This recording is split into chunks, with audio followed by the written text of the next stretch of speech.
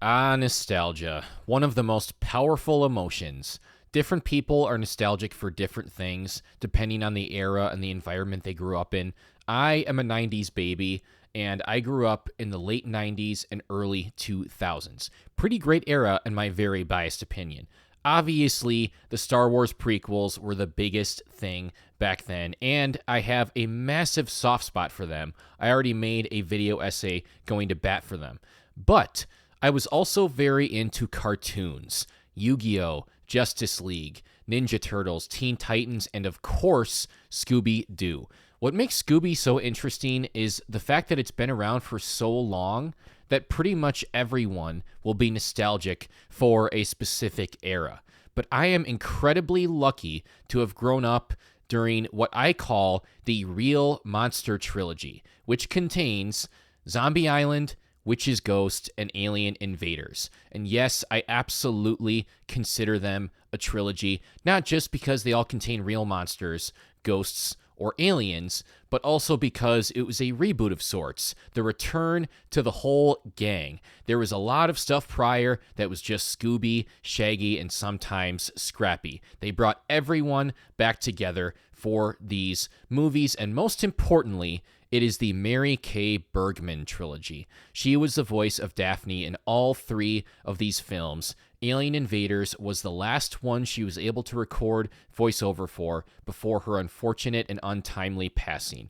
R.I.P. Queen, she is my Daphne, forever and always. Of course, my age and nostalgia is going to skew my opinion of these movies, and that's okay, that's unavoidable. But in this video, I'm going to dive in to all of the reasons I love these films so much, and I'm going to do the best I can to do it outside of nostalgia. We'll see how that goes. Zombie Island is not only, without a doubt, my absolute favorite Scooby-Doo movie of all time, it is also one of my favorite zombie movies and one of my favorite horror movies of all time. And yes, it is absolutely a horror movie. Anyone that says it isn't, I couldn't disagree more. Interestingly enough, this is, to my knowledge, the only Scooby-Doo film in which Billy West voices Shaggy. And if I'm being completely honest, I didn't even know until right now that it was a different guy in Alien Invaders and The Witch's Ghost. But I think that's a testament to just how good of a job both of these voice actors did. They both disappeared into the character to the point where me, as a viewer, didn't even notice a difference. So he does a really good job. Scott Ines is great as Scooby. I already mentioned Mary Kay Bergman, who is the standout for me as Daphne, and she is almost, dare I say, the main character in this movie. She is kind of the one who puts all of the pieces into motion because she is looking for a real ghost. She is sick of finding guys in a mask over and over. She wants the thrill. She wants something real and desperately seeks that out. People give a lot of praise to Frank Welker as Fred, and rightfully so. The guy is fantastic. He was perfectly cast, and BJ Ward, of course, is always great as Velma as well. Once again, it was so nice to get the gang finally back together again. And if real zombies and ghosts is not a good enough reason to do it, I don't know what is. Of course, the film opens with a typical Scooby-Doo cold open. These are always a ton of fun. These are very classic Scooby-Doo. You get the classic Scooby-Doo music. You get a chase scene. It's kind of the same in all of these movies, but I don't say that as a bad thing. I always enjoy them. Of course, it's the guy in the mask, as usual, but we needed that in order to set the rest of the movie up.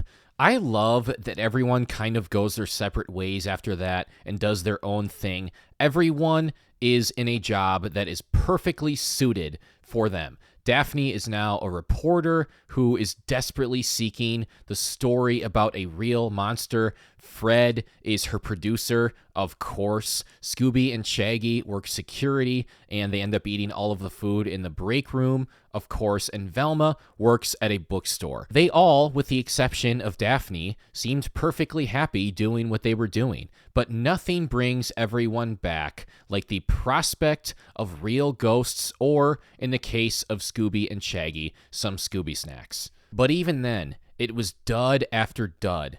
Guy in a mask after guy in a mask. They did such a good job setting the stage because at this point, a lot of the characters, especially Fred, have just become massive skeptics and only serve to disprove these instances of real ghosts or monsters. Even as an audience member, you're starting to feel like this might be a dead end.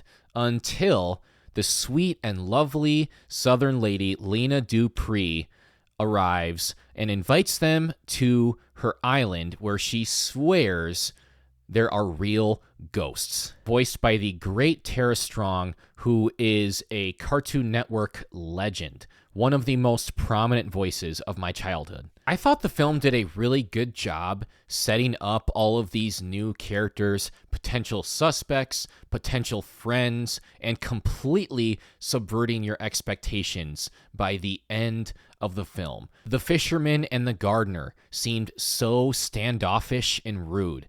Lena and Jock seem incredibly nice, and you feel comfortable when they're on screen. Simone is a bit more mysterious, but seems fairly harmless. Shout out Adrienne Barbeau, by the way. She is an absolute legend and is so good as Simone in this film. I just love how all three of these films are populated with legends. Jim Cummings is Jacques.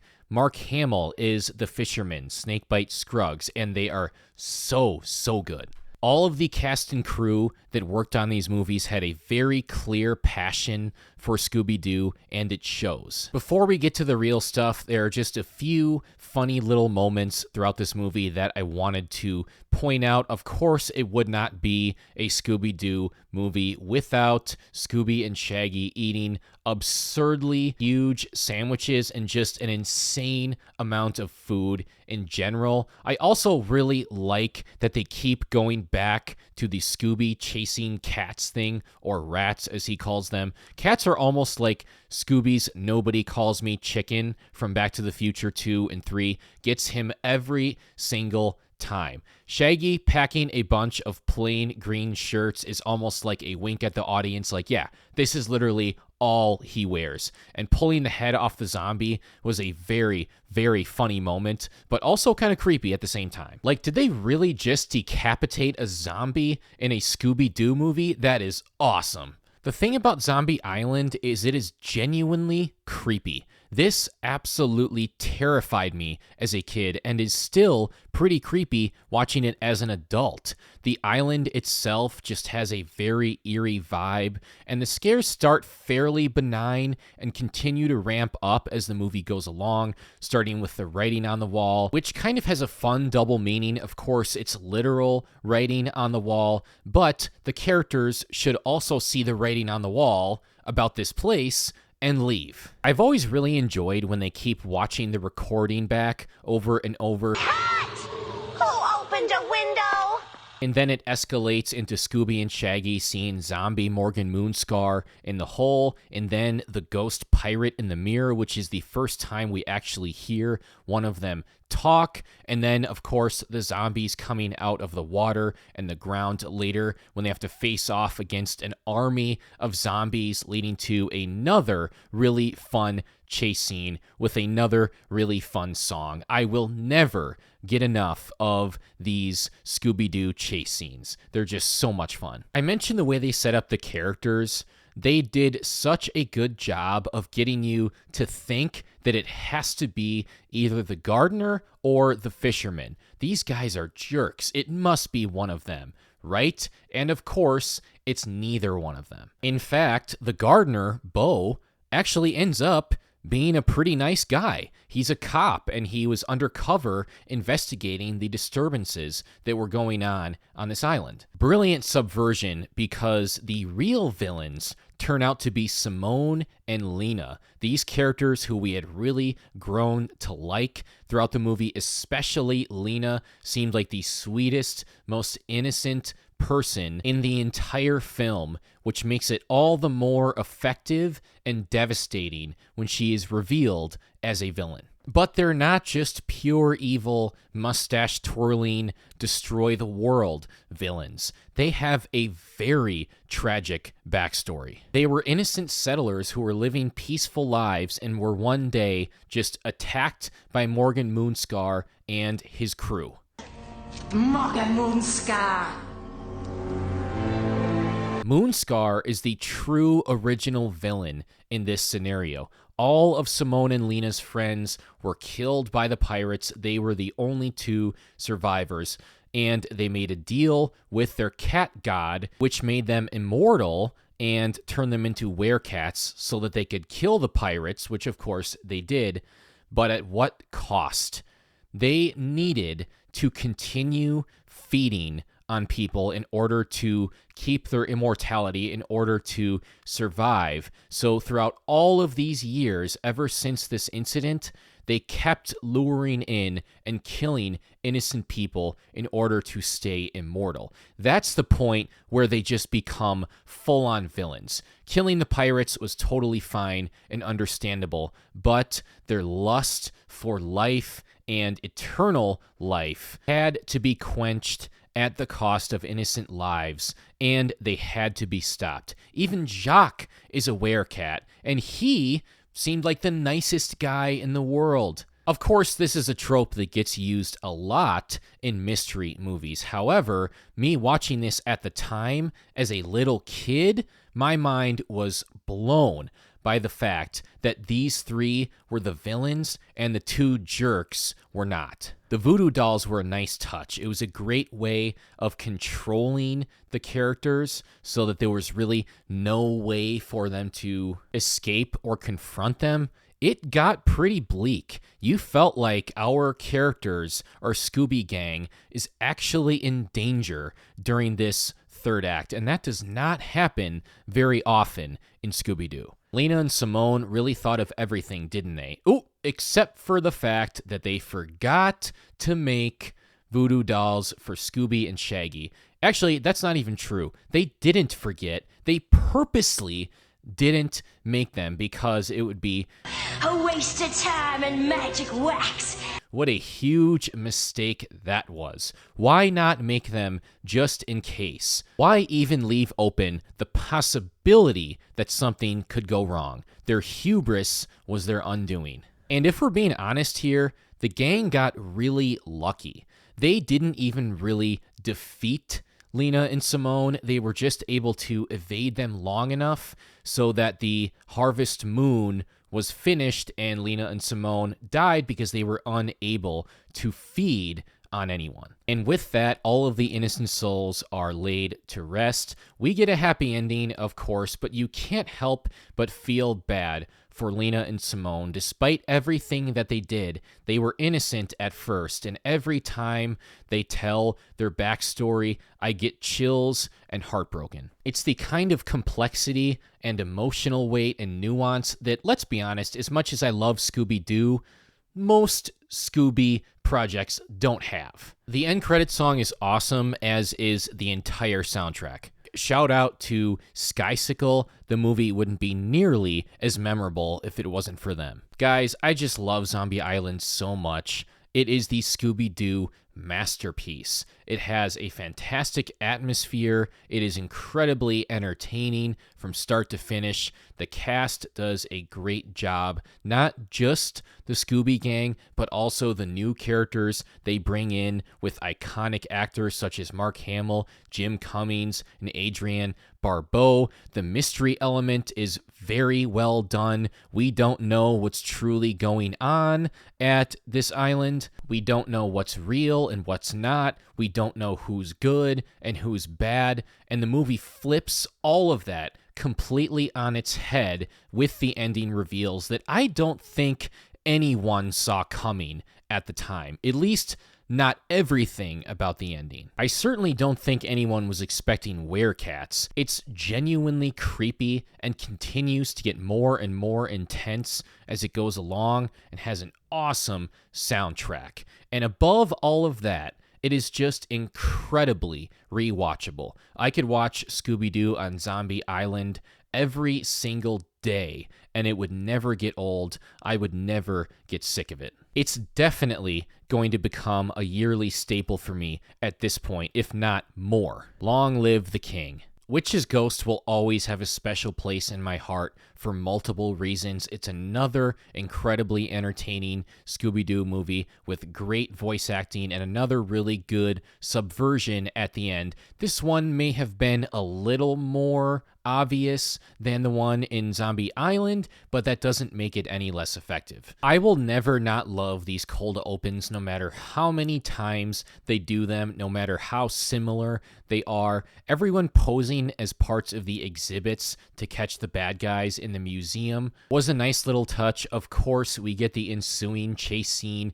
with the classic music, which I will always enjoy. Although, Shaggy, I'm not sure about that long hair, my man. This opening is a little bit more unique, however, in that they end up getting help from who will be the main new character in this movie, Ben Ravencroft, voiced by the great Tim Curry. He is so good. He is a guy who has a clear love for Scooby-Doo and gives it his absolute all in this film. What a legend. But he's a writer and helps them catch the bad guys. If it wasn't for this meddling writer. I just thought that was super funny because it's always meddling kids. And then in this one, he hesitates for a few seconds and then says, writer. Great subversion there.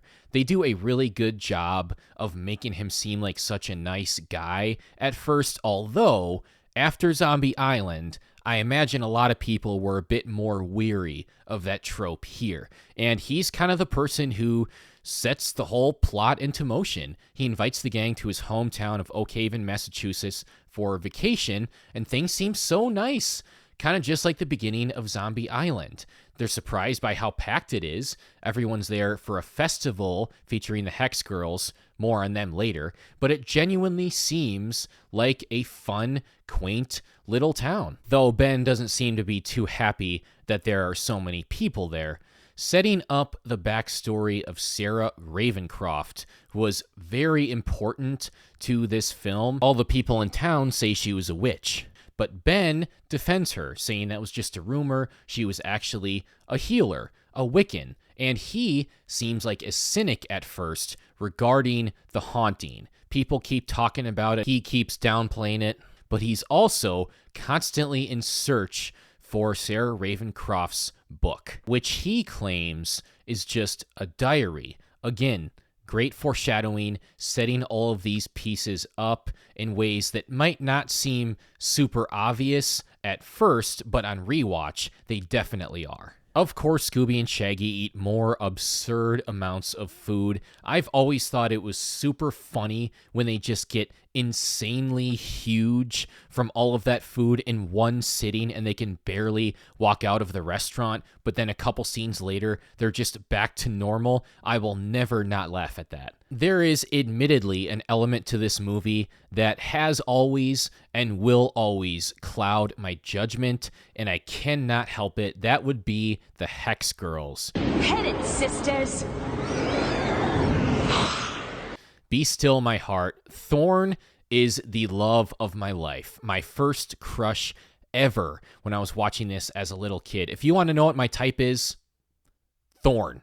I mean, voiced by the incredible Jennifer Hale, another Cartoon Network legend. That is a bias that I will never be able to get over. I also think the movie did a good job of setting them up to be potential suspects or maybe even potentially real witches. They seem kind of scary and mysterious at first, which just makes me like them even more. And you're skeptical for a while, but by the end, they actually end up becoming super cool, and Thorn saves the day. More on that later. The mayor was also set up well as a potential suspect, and I really enjoy the scene where they all go in different directions and follow these different characters to see if they do anything suspicious.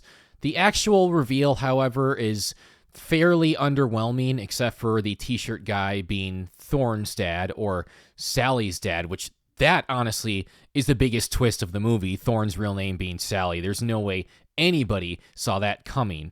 But there were multiple people involved, and we barely know any of them besides the mayor. However, I don't think that was actually very important to the movie. It was really just the prelude to the real reveal, and you can't help but feel for them. I mean, they definitely went a little bit too far, but they didn't really hurt anyone, and they were just trying to drum up excitement for the town and the festival. And I thought the fake witch was pretty creepy in and of itself. Although the gang was onto the scent right away, they could tell that the branches were ripped off the trees in a perfectly straight line. They knew something was up. So at this point, as a viewer, you're like, really? That's it? They're just a bunch of people in the town that pretended to be a witch to drum up excitement? That's literally all this movie is?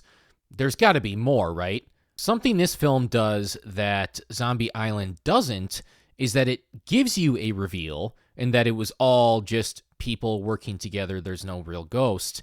And then it turns that on its head, and you get the real reveal, the true villain of the movie. The first thing we find out is the fact that Sarah's grave was accidentally dug up. Whoops. So they go to check it out, and the complete turn in Ben's demeanor is incredible, and Curry plays that shift in tone so well. The moment he finds the book, just completely turns into a different person, an evil man, and we see his true nature. Of course, Sarah was actually a witch. Ben wants to revive her, and he was searching for her spell book. Not super mind-blowing, at least not super surprising, but still very effective, again, mostly because of the way that Tim Curry played it. Another great reveal is the fact that Ben actually paid off the bad guys in the beginning so that he could orchestrate this meetup and set everything into motion as far as what happens in the main plot. I thought that was really cool, and this is the first time that I'm aware of that the cold open actually played into the main plot. And since Ben is Sarah's descendant, he also has powers. He is a warlock. Of course, he's not nearly as powerful as Sarah, and by the time that he revives her, she is super creepy, by the way. They did a really good job with that. Feels very old-timey with her voice and the way that she talks. Modern? Not much seems to have changed. But she has an entirely different vision for the world than Ben. He wants to rule the world together. She wants to destroy it and feels no gratitude or debt to him whatsoever. So this backfired massively on Ben. More regarding this third act, I just want to say that the evil pumpkins, and especially the giant turkey, always creeped the hell out of me. I mean, the idea of a huge birds are already scary despite how small they are, but a giant one, oh, forget it. Game over. I'm out of there. I also love the fact that Shaggy tried to pour water on Sarah Ravencroft, which was kind of a reference to The Wizard of Oz, and he's like it worked in the movie. That was really funny. I alluded to this before, but my girl Thorn saves the day. How awesome is that? It's revealed that she is actually part Wiccan, and how lucky are they that that was the case, because otherwise they would have been totally SOL. They would have all died right then and there. Speaking of dying, Ben quite literally dies. I mean, they don't actually show him getting killed, but he essentially gets sucked into the afterlife. Sarah drags him into the afterlife with her because she won't go in alone. So he is dead. For all intents and purposes, they killed a human living character in Scooby-Doo. It ends with a Hex Girls concert, which is just perfect. I mean, I already talked about how great the soundtrack was in Zombie Island. This one, because of the Hex Girls, is even better, certainly more memorable. Also, the giant turkey is nice now and dancing with everyone. I thought that was pretty fun. Overall, The Witch's Ghost is definitely a step down from Zombie Island. It's not as consistently atmospheric, nor does it do the mystery aspect as well. However, I do still really like it. Of course, I have a huge crush on Thorn from the Hex Girls, but it is also quite creepy at times. I think that the cast all does a great job once again. They bring in Tim Curry to the mix, who is an absolute powerhouse, and like Zombie Island, it's just so memorable and endlessly rewatchable. Alien Invaders is definitely my least favorite of the three, but I still quite enjoy it, and I don't feel like it gets the credit that it deserves. It's definitely not as scary or well-paced as the prior two. However, I do think it's very entertaining and has another really good reveal. Nostalgia definitely plays heavily into this one, maybe even more so than the prior two, and I can completely understand why someone would not be a massive fan of this one. Of course, this is Mary Kay Bergman's last time playing Daphne before her death, which is incredibly sad, and she brings it to this one, as always. Getting into the movie, I think the opening is pretty fun. It actually leads to something. It starts in outer space and then gets to Earth and then keeps zooming in more and more until it gets to the satellites, and then Max feels the shock. I've always liked that. Pretty clever and creative. It's also interesting that this one doesn't really have a cold open like the first two do. Instead, we have a fun chase with the fake aliens who are the main villains in the movie, as opposed to just some random villains that get unmasked in the opening scene. Of course, we get the typical music and the typical chase, so all of that is the same, and I enjoy that as much as I always do, but it subverts the trope, which is nice, and we get another fun chase scene in the cave later. Chase scenes are essential for any Scooby-Doo movie, and there is no such thing as too many. Like the previous two Scooby-Doo films, this movie is populated with fun new characters. Lester, in particular, is an absolute blast. I love that crazy old man. He is the guy who is grizzled and has been through some stuff and warns everyone, but nobody wants to believe him. In a way, kind of like Crazy Ralph from Friday the 13th. I'll bet my teeth on it. I also quite enjoy the restaurant workers, Dottie and Sergio, voiced by the great Jennifer Hale, coming back once again, and Neil Ross, respectively. And they just give each other a lot of crap, and there are a lot of funny moments between those two characters and between those two. And Lester makes for some good levity. By the way, is there no continuity here? Why is Fred still a skeptic? Did he not just see the real zombies, ghosts, and witches in the last two movies? Come on, my guy, keep up.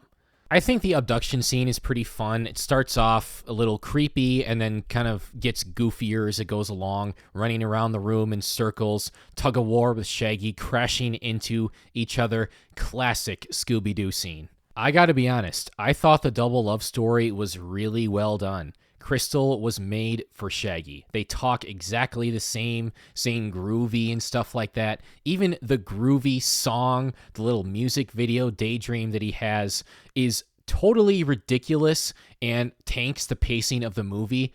But I don't care. They are so crazy for that, and I love it. It's awesome. But it was honestly really cool and sweet to see Scooby and Shaggy actually in love, and it was really sad when Crystal and Amber had to leave. That always made me sad as a kid. Although I do really love their alien look. They look so cool. I had my mom make shrinky dinks of them back in the day, and I hope they're still around somewhere because I loved those little things. Let's talk about the mystery aspect, because I'm starting to sense a trend here with these Scooby-Doo movies. Max seems like the nicest guy around. Laura seems super nice as well. Steve, who is voiced by Mark Hamill, which is just awesome that they brought him back, is a bit suspicious from the start, but they have another grumpy guy in there in Buck, and he's the guy that you're really suspicious of, just like the gardener and the fisherman from Zombie Island, so they're kind of repeating some of these tropes. I think the problem with this one is you hardly get any time with the potential suspects. You get like 2 scenes with Max, Steve, and Laura, who are the researchers, and Velma is onto them with the muddy shoes, but then they're revealed like a few minutes after that. So that element of the movie was severely lacking. Max, by the way, is voiced by Kevin Michael Richardson, who is one of the all-time voice acting greats. He is in so many things and always delivers. But sort of similar to The Witch's Ghost, the mystery of who these fake aliens are was really not all that important. The real twist is that Crystal and Amber are real aliens, which nobody would have seen coming. It does turn the Witch's Ghost formula on its head, though, because in this one, the real monsters, or in this case, aliens, are actually good, and the real villains are the fake aliens. The humans are the true villains, which is almost always the case in real life. When I was a kid, I remember getting really scared when they were trying to kill Crystal and Amber with... what the hell is that thing called? Is it a crawler? I don't know. I don't know much about construction.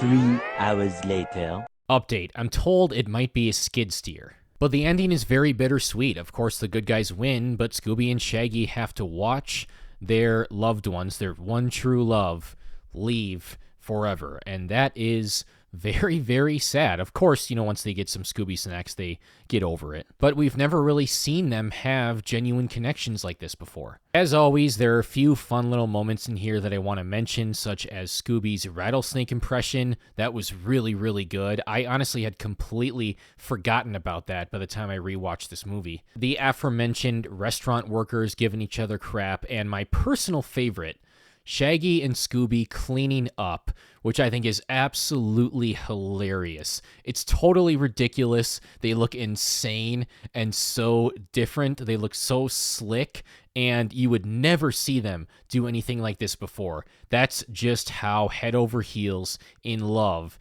they were with Crystal and Amber. I think Alien Invaders has the most flaws of this trilogy, and it's definitely the worst paced of the 3 and doesn't have as coherent of a plot structure, but I also have a ton of fun with this one. I can watch it over and over. As I've said about the other 2, I really, really enjoy the love story aspect. That, in my opinion, is by far and away the best part of the movie. The reveal in Crystal and Amber were actually aliens is fantastic. There's a lot of fun, nice little moments in there. The actors all do a great job as usual.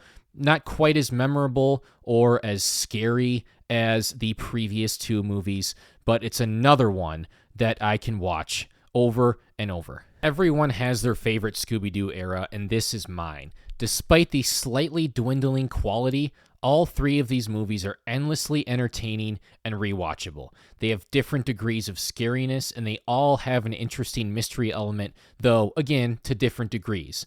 The music is great all the way through. The animation has aged flawlessly. The voice actors always bring it. Mary Kay Bergman is and will always be my Daphne. They deal with things like love and tragedy in ways that most Scooby projects won't, and they have more nuance than expected. Yet, they still keep the classic Scooby elements, such as the chase scenes and the absurd amounts of food. And of course, they have real monsters, which is why I call it the Real Monster Trilogy. These 3 films kicked off the new era with a bang, getting the gang back together and engrossing us in real monster stories. These movies had a ton of passion put into them, and I am returning that passion in kind. I am so lucky to have grown up in this era of Scooby movies, and like the Star Wars prequels, this trilogy will always have a special place in my heart. If you made it this far, thank you so much for watching. Like and subscribe if you enjoyed the video. Drop a comment below with your thoughts on this Scooby-Doo trilogy. Check out my Patreon and stay tuned for some more nostalgic content. I will see you soon.